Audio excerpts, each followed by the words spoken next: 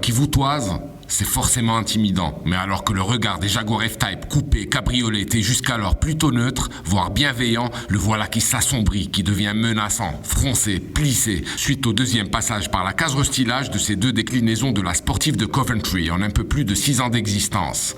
En troquant ses feux horizontaux contre des éléments désormais verticaux, placés beaucoup plus bas et en remaniant légèrement ce qu'il y a autour, notamment son bouclier avant, sa calandre et ses feux arrière, cette F-Type Phase 3 est également plus en phase, plus raccord avec les derniers codes esthétiques de la marque anglaise.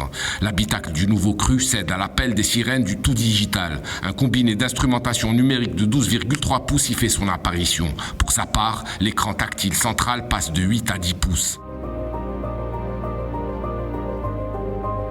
Doté de ressorts plus courts qu'avant, d'une barre anti-roulis au diamètre revu à la hausse et d'une direction recalibrée, la F-Type abrite le même 4 cylindres 2 litres Ingenium de 300 chevaux qu'avant.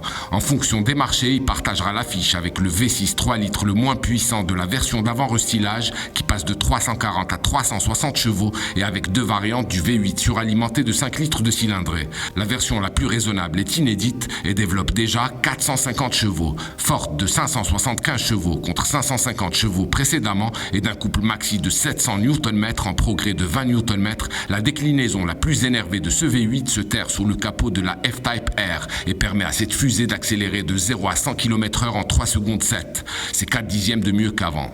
Quant à sa vitesse de pointe, elle est toujours bridée électroniquement à 300 km/h. À noter pour finir que les tarifs de la Jaguar F-Type ont subi une petite inflation en Europe et qu'une édition limitée baptisée First Edition sera commercialisée au cours de la première année de production du coupé british.